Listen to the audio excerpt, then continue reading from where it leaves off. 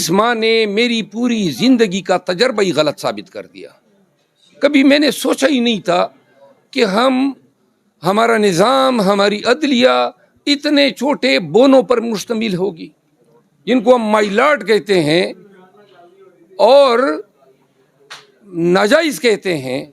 क्यों हम ये माई लॉर्ड तो ना हमारा सिस्टम है, सिर्फ कॉमन लॉ जुरिस्डिक्शन होने की वजह से हमने ये इस्लाह अपनाई हुई है कि मैंने ज़िंदगी में जितनी भी जिहाद किया है, जंग लड़ी है, कभी मैंने दाएं बाएं किसी से हिम्मत नहीं ली है। खुद अपने अंदर अपने तई अपने आप पे मैंने इन्हिसार करते हुए फाइट किया है। हर एक ने ये करना है, ये नहीं देखना है कि फला निकल रहा है या नहीं निकल रहा है, मैंने निकलना है या नहीं, ये उस शख्स ने फैसला करना है।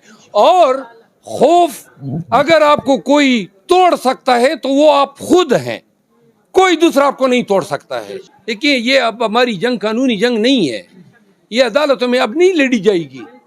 खान ने खुद कहा था, आप सर्च कर लें, कि मुझे इंसाफ पाकिस्तान के अवाम दिलाएंगे।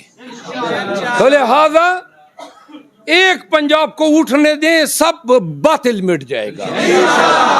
एहद करते हैं, आप भी एहद करें, कुछ भी हो, कोई भी मुश्किल आए, कोई भी तूफान आए, कितना ही जुल्म जबर हो, खुदा की कसम अगर गोलियां बरसाएंगे, देखेंगे कि सबसे पहले सीने पे मैं कहूंगा। और इस कौम के लिए पाकिस्तान के लिए ये हमने तहैया करना होगा।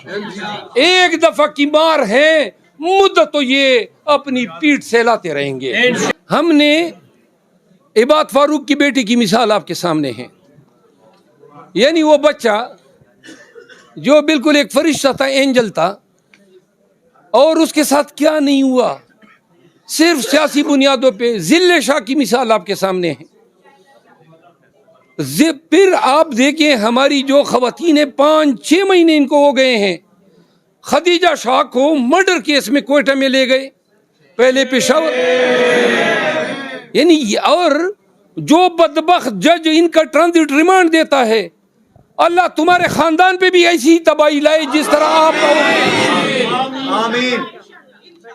फिर बार बार खवातीन छूटती हैं, जमानती होती हैं, और जाके आप गुंडों की तरह उनको गिरफ्तार करते हैं। फिर आप देखें पंजाब की क़ियादत किस तरह कड़ी है यार। ये भी पंजाबी है ना। 6 माह से कितने लोग टूटे, कितने सरनगू और सरबसजूद हुए। वो भाई, ये खवातीन जो हैं, जो इस्तेकामत की पहाड़ बनी हुई हैं, पंजाब के लोगों, इन्होंने आपका सर फख्र से बुलंद किया हुआ है, इन्होंने पाकिस्तान का सर फख्र से बुलंद किया हुआ है। हमें फख्र है इन खवातीन पे, इस क़ियादत पे। और मैं कसमंद कहता हूँ, जिस धरती ने ऐसे लोगों को जना है, वो धरती कभी भी हथियार नहीं डालेगी, वो उठेगी। यास्मीन राशिद कैंसर की मरीजा, उम्र उनकी देखें, और मैं किस किस की मिसाल न दूं। हमारे गवर्नर जो थे, फिर उमर सरफराज चीमा। जिंदगी में कभी हमेशा काम और फुल स्टॉप का ख्याल रखा है। लेजिस्लेशन का मैं एक हिस्सा रहा हूँ, वेटिंग की है, ड्राफ्टिंग की है। कभी जिंदगी में सोचा ही नहीं था कि हमें यह डांस समझ के विच हंट करेंगे। रास्ते बंद, सड़कें खुदाई जाती हैं, और ये क्या है। पुलिस वाले आके, एक बाजवड़ में एक डीएसपी आया और मेरी गाड़ी पे इस तरह उन्होंने बानट पे जो है हाथ रख के और तान के खड़ा हो गया कि अगर जरूरत है तो मुझे रौंद के जाओ या मेरे ऊपर गाड़ी चढ़ाओ। और भाई, अल्लाह के बंदे, कौन सा हमने जुर्म किया है? हम तो जाके आवाम को, अपनी पार्टी को जाके कन्वेंशन कर रहे हैं, ये जुर्म है। तो क्यों कर आप मुझे डरा सकते हैं? क्यों कर मेरे ज़हन से मेरी 31 साल की तालीम और तरबियत निकल सकती है? ये मर तो सकता हूँ, मैं कम से कम ये एक्सेप्ट ही नहीं कर सकता हूँ कि कोई जबर के तौर पे, FIR के डर से, गोली के डर से मेरे ज़हन से ये निकाल देगा कि नहीं, मैं सरनगू हो जाऊँ, हाथ खड़ा कर दूँ। वकील ये नहीं कर सकता है। और दुनिया के तकरीबन हर जुरिस्डिक्शन में हक हुक्मरानी अवाम का है। रूल ऑफ लॉ जो हैं, जो थ्योरी डेवलप हुई हैं, वो 19वीं सेंचुरी में मॉन्टेस्क्यू ने ये कहा कि जी, हक हुक्मरानी और रियासत का जो हक के एक्सरसाइज पावर का जो है, इनको रिस्ट्रेन करना या रेगुलेट करना, ये थ्योरी है रूल ऑफ लॉ की। उस दिन इंटीरियर मिनिस्टर ने बयान दिया और प्राइम मिनिस्टर केयरटेकर ने कि जी ये रियासत का हक है कि वो फोर्स को इस्तेमाल करें। अब ये इतना ब्लंट और इतना रेकलेस स्टेटमेंट है कि दुनिया के किस मुल्क में कोई हुक्मरान ये कहता है कि मेरा ये इख्तियार है कि मैं अपने अवाम पे ये फोर्स यूज़ करूं। ये फोर्स का इख्तियार आप अपने अवाम पे नहीं यूज़ कर सकते हैं।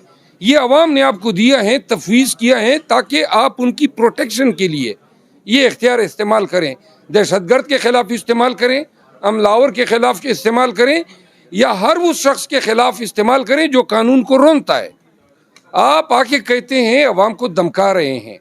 इस माँ ने मेरी पूरी ज़िंदगी का तजर्बा ही गलत साबित कर दिया। कभी मैंने सोचा ही नहीं था कि हमारा निज़ाम, हमारी अदलिया इतने छोटे बोनों पर मुश्तमिल होगी, जिनको हम माई लॉर्ड कहते हैं और नाजायज़ कहते हैं। क्यों हम ये माई लॉर्ड तो ना हमारा सिस्टम है, सिर्फ कॉमन लॉ जुरिस्डिक्शन होने की वजह से हमने ये इस्लाह अपनाई हुई है, क्योंकि ना इंसाफ़ी की अब हम आदी हो गए हैं। मुनसिफों से हमें कोई तवक्को ही नहीं रही है कि ये कोई इंसाफ करने की सलाहियत रखते हैं। और दुख की बात यह है, कल जब सुप्रीम कोर्ट का फैसला आया तो जो ही कोई मीडिया पर्सन मेरे साथ था। अब आप ये देखें कि हम एक ऐसे निज़ाम में जी रहे हैं जहां सुप्रीम कोर्ट खुद कह रही है, यानी अपनी अदलिया पे अदम एतमाद हैं कि आप कहते हैं कि सिविलियन के ट्रायल जो हैं वो मिलिट्री ट्रिब्यूनल चलाएं। दुनिया में दो ममालिक ऐसे हैं जहां ये चीज़ राइज है, एक है इजिप्ट मिस्र और एक है बर्मा। और हम अब तीसरे बनने वाले हैं। मेरी आज़ादी, चादर चारदीवारी का तहफ़्फ़ुज़, मेरी आज़ादी, आज़ार राय, यही तो बुनियादी हकूक़ हैं और ये दुनिया का हर आइन देता है। और ये जिम्मेदारी आइन ने हाई कोर्ट्स पे डाली है कि 199 के तहत आप प्रोटेक्ट करें पाकिस्तानियों को। पहली दफ़ा इतने मार्शल गुजरे, पहली दफ़ा पाकिस्तानियों को सही मानों में प्रोटेक्शन की ज़रूरत पेश आई। और जब पेश आई तो हमने देखा कि जनाब सरेंडर्ड जुडिशरी थी। केपी में हम गालिब इसलिए रहे कि वहाँ हज़ारों की तादाद में अवाम भी निकले, और फिर जब हज़ारों में लोग हो किसी की जुर्रत नहीं होती है कि उन पे गालिब आ जाए। पंजाब में एक बात तो ये है कि हम आ रहे हैं पूरी तैयार।